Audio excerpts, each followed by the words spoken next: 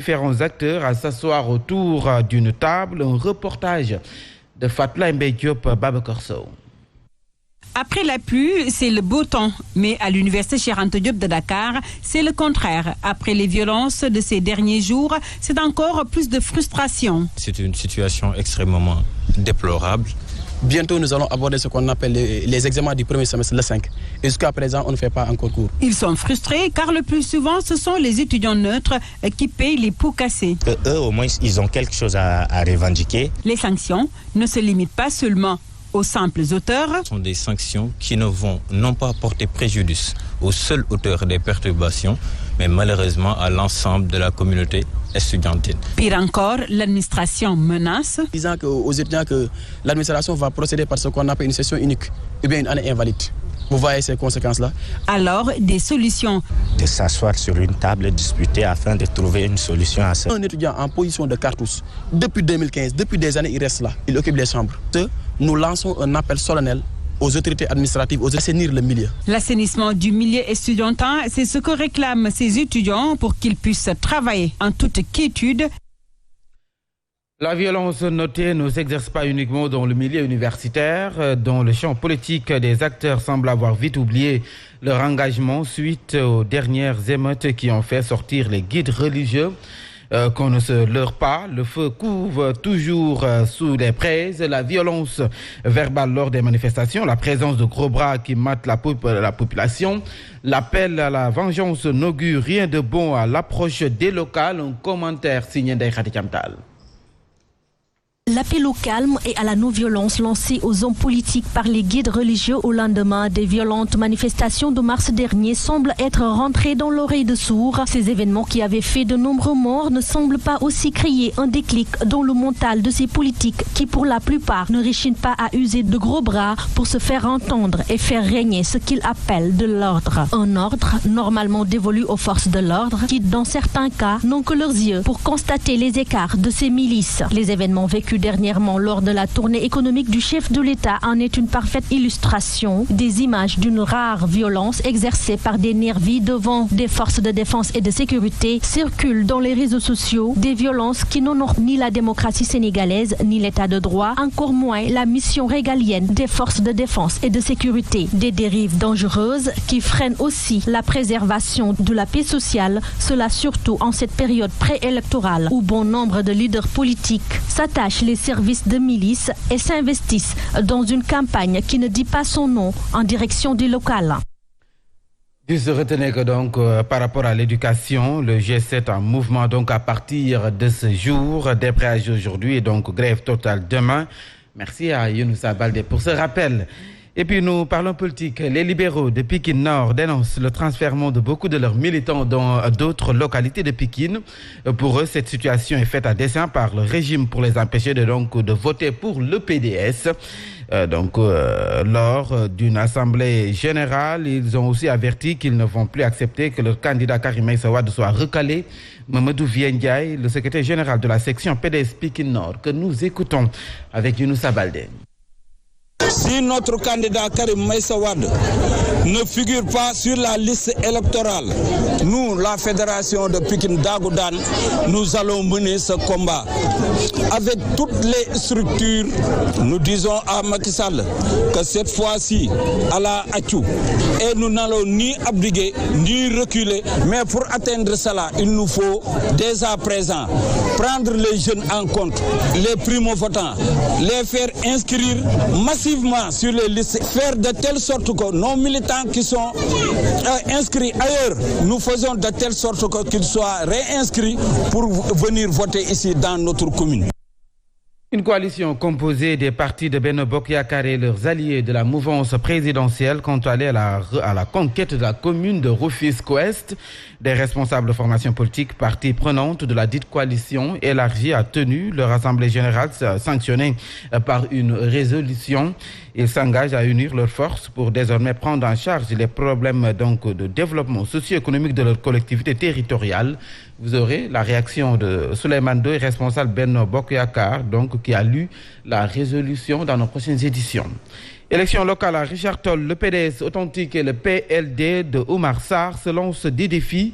Les responsables et militants du PDS authentique au niveau de la commune de Richard Toll dénoncent une tentative de déstabilisation du parti originel par Oumar Sarr et compagnie. Ils ont tenu une rencontre d'alerte et de remobilisation de leurs troupes au niveau du quartier de Yarsabar. Sidi Mar, le porte-parole que nous écoutons avec Babacar Niang. Considérant les 20 tentatives de musellement et de liquidation du Parti démocratique sénégalais dans le département de Dagana et la commune de Richard Toll, considérant la confusion savamment entretenue dans l'esprit de nos militants, faisant croire que PLD égale PDS.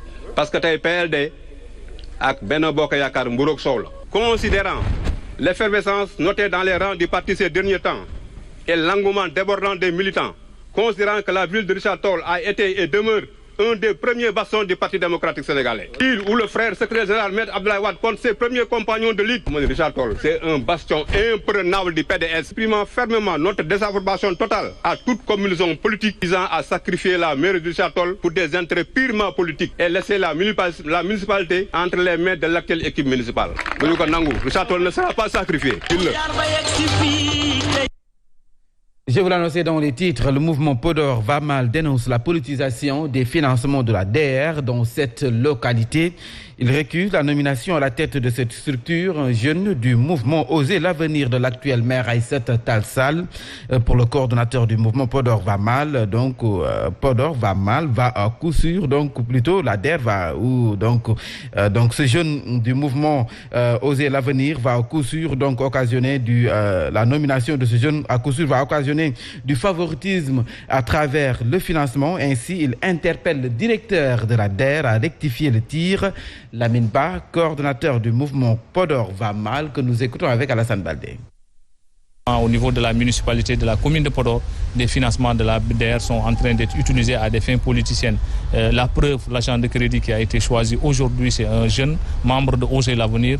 Et nous disons que les financements de la DR, c'est des financements qui appartiennent à tous les jeunes, à toutes les femmes du Sénégal. Quelle que soit l'obédience politique, quel que soit le parti, quelles que soient les considérations partisanes, nous disons qu'il y a problème. Et nous interpellons à cette occasion l'administrateur de la DR pour lui demander de revoir cette chose-là, de revoir ces financements, parce que les financements risquent de ne pas atterrir entre les bonnes mains. Les jeunes du mouvement Fouta Tampi, dont des membres ont été brutalisés par de gros bras lors de la tournée économique du chef de l'État, ont décidé à leur tour de rendre les coups. Une délégation a été reçue par le mouvement Y en a marre à son quartier général. Ces organisations comptent donc intenter une action judiciaire au niveau national et international. Le leader du mouvement Gëm Sa Bopp a aussi révélé avoir porté plainte à Matam où son cortège a été attaqué. Revenons sur cette conférence de presse conjointe avec le compte-rendu de Safiatou Bandiaye. 2 victimes des attaques de nervis lors de la tournée du chef de l'État Macky Sall au Fouta qui se retrouve à Dakar. Il s'agit de Bougane Gueye Dany, président du mouvement Gëm Sa Bopp, et de Fatoumata Ndiaye, présidente du mouvement Fouta Tampi. Un combat républicain pour faire comprendre que ce Sénégal est notre Sénégal et nous devons tout faire pour protéger notre démocratie. Un précédent dangereux selon le président du mouvement Gëm Sa Bopp qui salue toutefois l'engagement et la détermination de Fouta Tampi. C'est de braves et jeunes Sénégalais qui, de 2012 à 2019, ont tout fait pour le président Macky Sall. Ils se sont battus pour le président Macky Sall, mais le retour d'ascenseur, c'est aujourd'hui cette violence. Tout le monde est en train de s'indigner parce que tout simplement, cette jeunesse sénégalaise ne mérite pas ça. Le Sénégal a besoin de vous. Une jeunesse qui aujourd'hui est prête à engager le combat citoyen. Le mouvement Fouta Tampi, qui peut également compter sur le soutien des mouvements Y en a marre et Nittu Dëgg, compte déposer des plaintes. Les Sénégalais s'inquiètent de ce phénomène des nervis qui est en train de prendre des proportions inquiétantes dans ce pays. Le pouvoir est au crépuscule de son existence. Que ce soit maintenant ou quand ils quitteront, ils répondront de tous ces actes au niveau national et au niveau international. Ces mouvements qui annoncent un grand rassemblement pour la démocratie au Fouta dans les prochains jours interpellent également les organisations de défense des droits de l'homme et les autorités religieuses sur cette question des nervis avant que l'irréparable ne se produise. À présent, cap sur Mbour, à Diass, la grogne des populations persiste après l'annonce de plus de 3000 parcelles à la communauté Lébou de Yoff, Ngor et Ouakam par le chef de l'État, Macky Sall. Cette fois-ci, c'est le président du conseil domanial qui est monté au créneau pour dénoncer cette décision du chef de l'État. Selon Mamadou Diouf, la commune souffre beaucoup de projets de l'État. D'ailleurs, la municipalité n'a pas été informée de ce projet. Mamadou Diouf, que nous écoutons avec Aline Badara Sonko. Et je suis en phase, je suis parfaitement d'accord avec les jeunes de la commune de Diass. Parce qu'aujourd'hui, nous tous, nous savons que Diass vraiment est accablé par les projets d'État. Maintenant, si on se lève un bon matin pour dire qu'on va affecter des parcelles à des populations, bien qu'ils soient des Sénégalais, au niveau de la commune de Diass, alors que la population de Diass n'est pas encore vraiment éclairée dans son sort, ça suscite des problèmes. Et moi, je suis en phase avec la population. Je suis d'accord sur cette réaction. Ce n'est pas une réaction épidermique, mais c'est une réaction vraiment, je ne pourrais pas dire ras-le-bol, mais c'est une d'excès. La commune n'a pas été officiellement saisie, on l'a lu dans la presse, mais la réaction ponctuelle que la jeunesse a faite, nous sommes en phase et vraiment nous les encourageons. Bien vrai qu'on n'encourage pas les gens dans la violence, mais on les exhorte donc à être vigilants, donc faire face donc à ces gens qui veulent venir aussi pour s'accabler des terres de la. Les jeunes de Diamniadio Sud et Centre réclament la matérialisation des espaces publics et autres infrastructures que les autorités municipales leur avaient octroyés depuis plus de 10 ans. L'espace qui avait été délimité pour abriter le terrain de sport et un cimetière musulman et catholique fait convoitise de la part de promoteurs. Ces jeunes partagés entre inquiétude et colère sont déterminés à protéger ce qu'ils considèrent comme un patrimoine communautaire salutaire à toutes les générations de la population qui vont habiter dans la partie sud de leur localité, de leur commune. Ousmane Sow, porte-parole de la Fédération des associations de jeunes de Diamniadio, au micro de Cheikh Ahmed Tidiane Seck. À Diamniadio Sud, dans la commune de Diamniadio, en effet, ce site fait l'objet d'un contentieux de dérouler son projet. Diamniadio fait face aujourd'hui à une pression foncière sans précédent.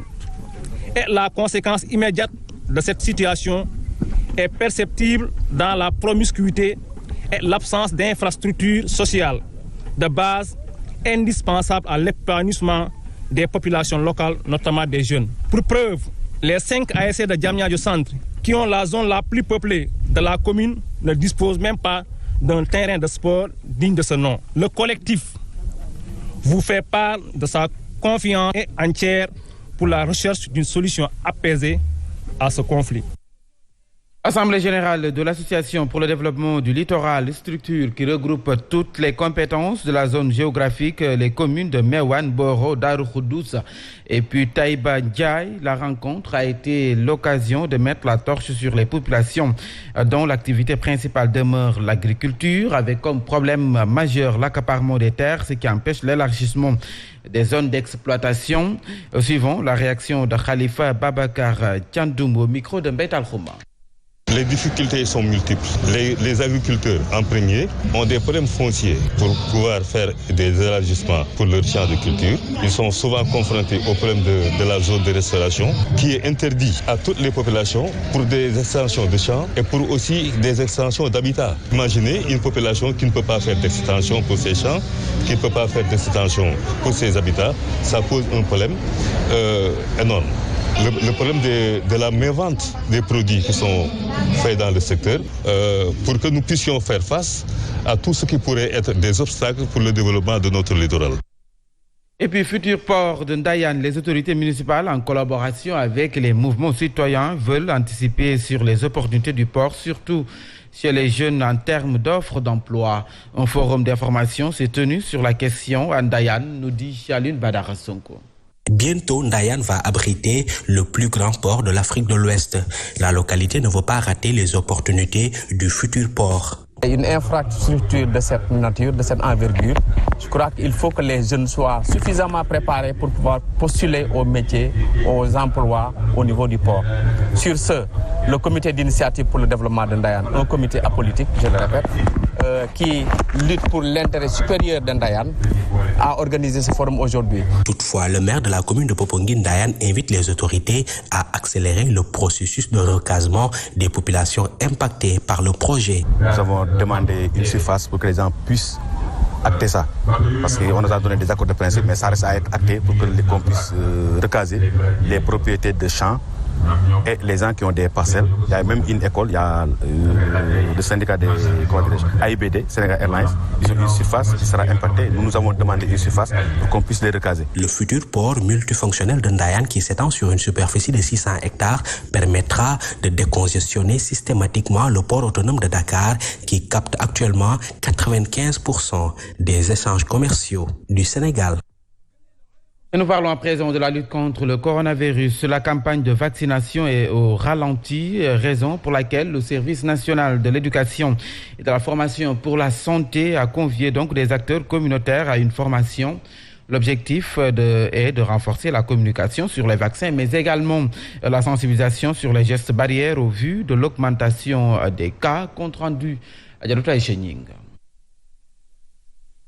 Au moment où la population traîne encore à se faire vacciner, le directeur de cabinet du ministre de la Santé demande l'implication de tous. Il faut davantage impliquer les populations et dans le cas de la vaccination, nous l'avons bien réussi avec la lutte contre la Covid-19.